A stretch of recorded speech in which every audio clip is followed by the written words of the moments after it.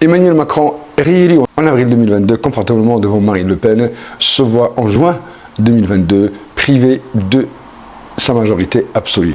Alors qu'en 2017, rien qu'avec La République En Marche, il avait une large majorité absolue. Aujourd'hui, avec plusieurs partis qui se sont alliés à En Marche ensemble, ne trouvent pas ou sont très très loin de la majorité absolue. Que va-t-il faire? Quelles sont les perspectives qui s'offrent à lui? Devra-t-il négocier un contrat de gouvernement? Arrivera-t-il surtout à négocier ce contrat de gouvernement? Ou certainement, peut-être, à mon avis, va-t-il dissoudre l'Assemblée nationale au risque de se voir encore un peu plus affaibli? A tout de suite.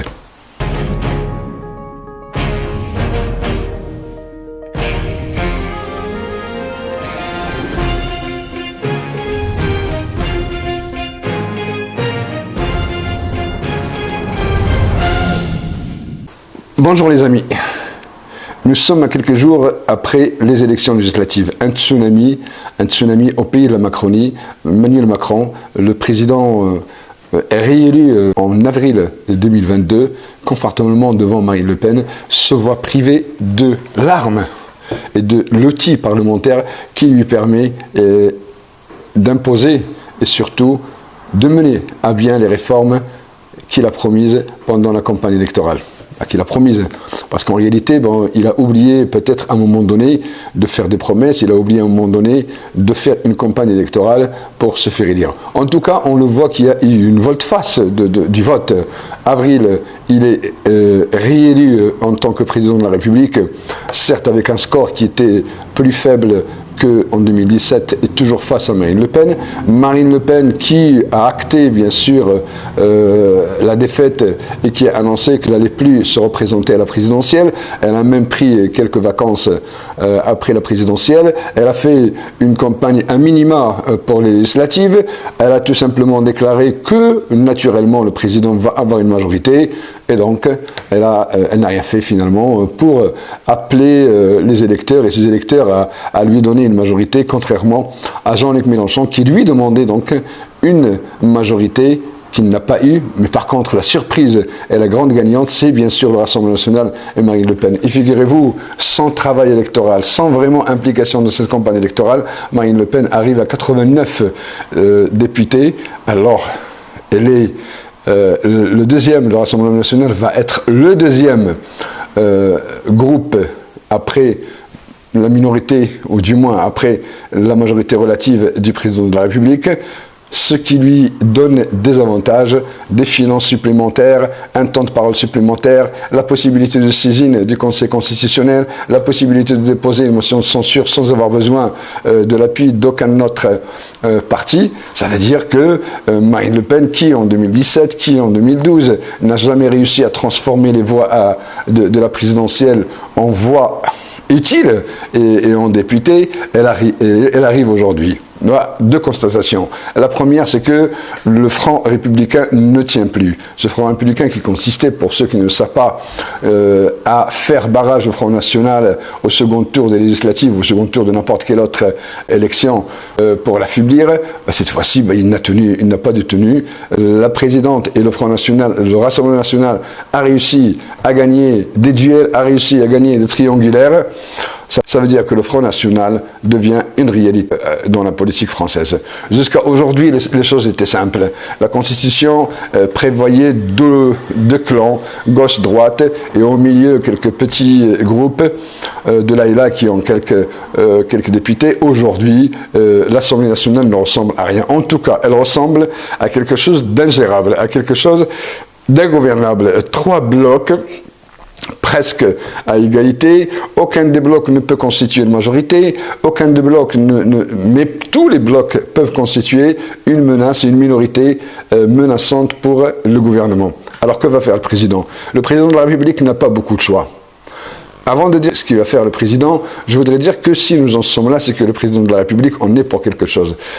D'abord, ce Front républicain, il a sauté pour pour une raison très simple, c'est qu'on l'a vu pendant le second tour des législatives, le parti du président n'a pas fait beaucoup d'efforts pour faire barrage au Front National, il n'a pas appelé massivement et clairement à voter pour les candidats de la NUPES en cas de duel, ce qui fait que l'électeur a eu comme message: prenez vos responsabilités. Quand il s'agit du Rassemblement national et de la NUP, nous ne voulons pas choisir.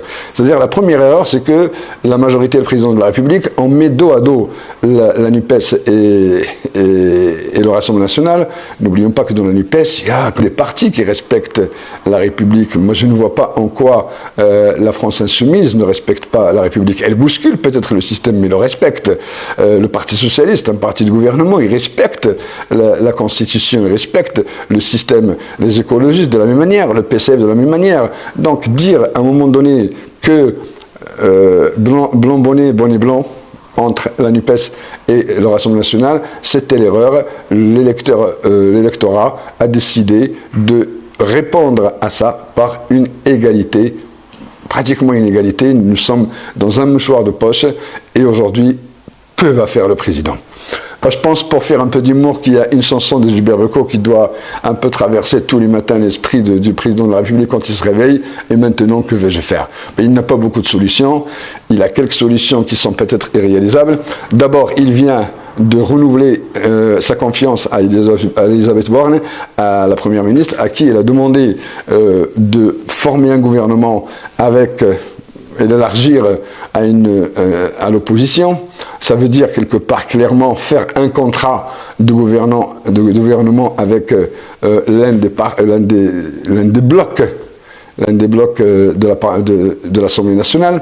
Je pense que le seul bloc, il n'y a que deux possibilités. À partir du moment où il a exclu la possibilité de faire un bloc avec le Rassemblement national et avec la France insoumise, il ne lui reste pas beaucoup de choix. Il reste le choix des Républicains et le choix des socialistes et écologistes.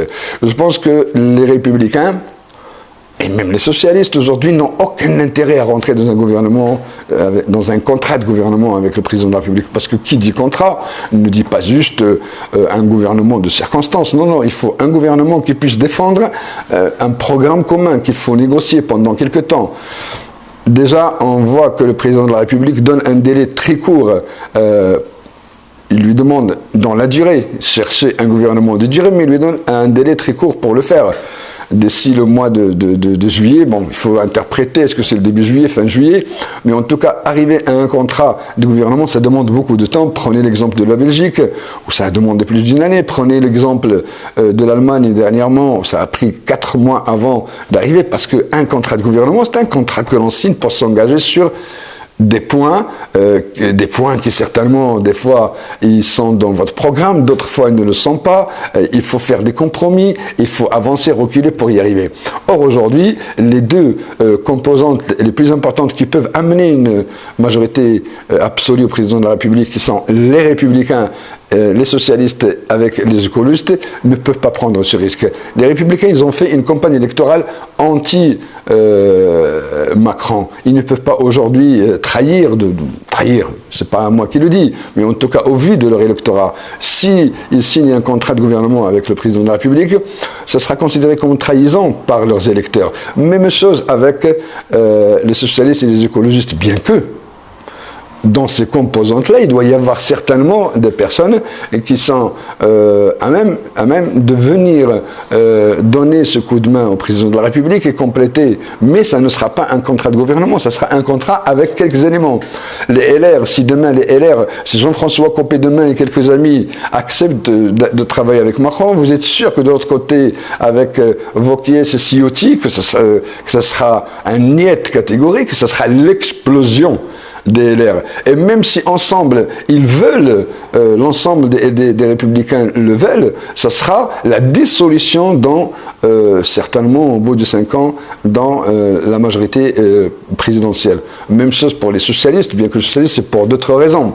Les socialistes, c'est que le fait d'avoir signé un accord électoral sur le programme de Jean-Luc Mélenchon pour les législatives, les enferme dans une logique de contestation.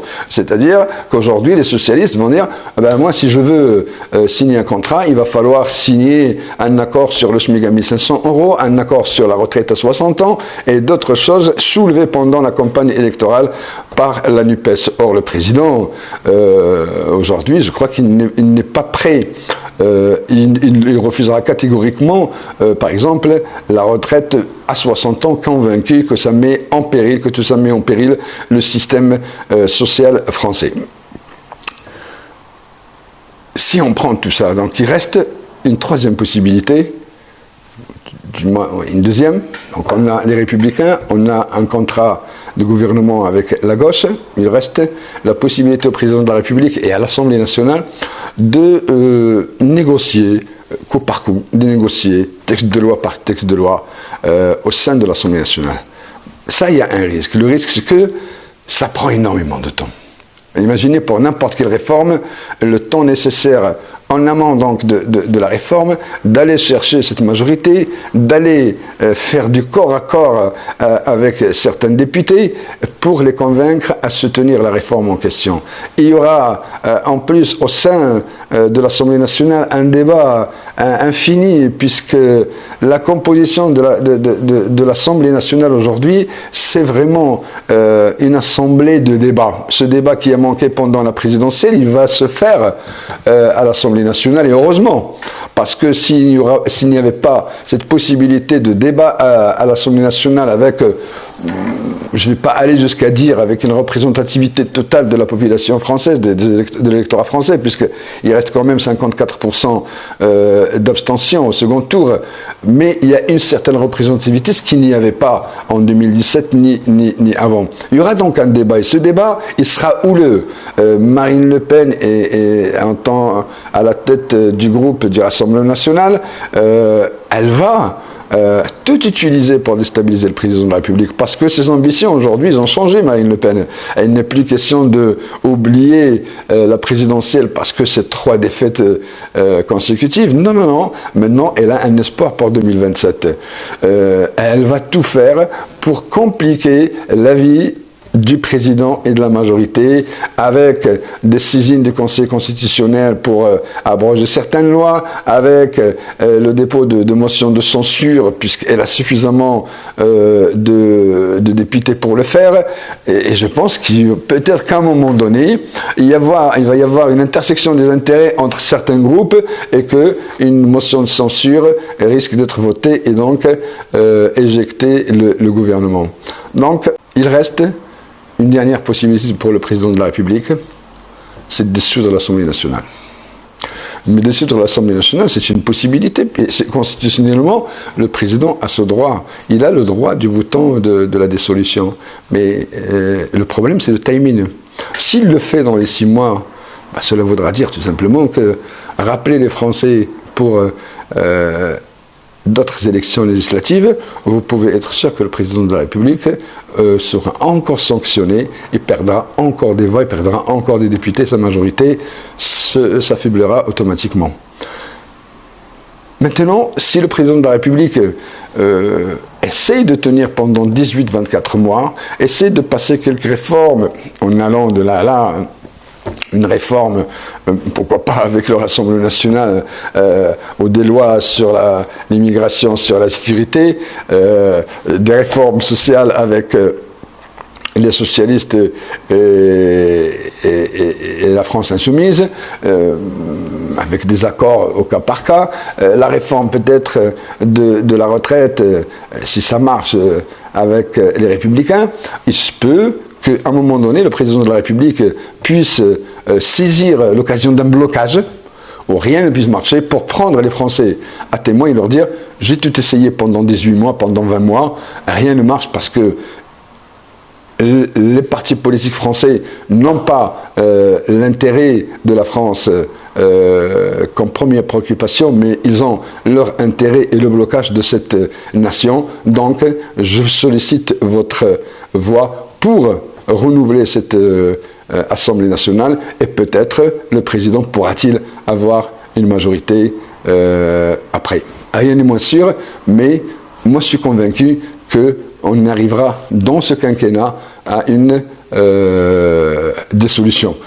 Pire encore, et je ne fais pas de Madame Soleil, le président de la République, si il peut appeler les Français à un référendum sur tel ou tel point, sur un changement au milieu du quinquennat, sur un point constitutionnel très important, et s'il perd, le président de la République, cette fois-ci, risque d'en tenir compte et de démissionner. Il est jeune, il pourra, la Constitution lui interdit de se présenter 3 fois, d'être président 3 fois, 3 quinquennats successifs, mais rien ne lui interdit de revenir en 2032. Il est encore jeune, il pourra le faire. Chers amis, j'espère que cette analyse, cette interprétation de ce qui se passe en France vous a éclairé. Je vous remercie, vous êtes de plus en plus nombreux à regarder, et je vous dis bien à vous là où vous êtes. Au revoir et merci.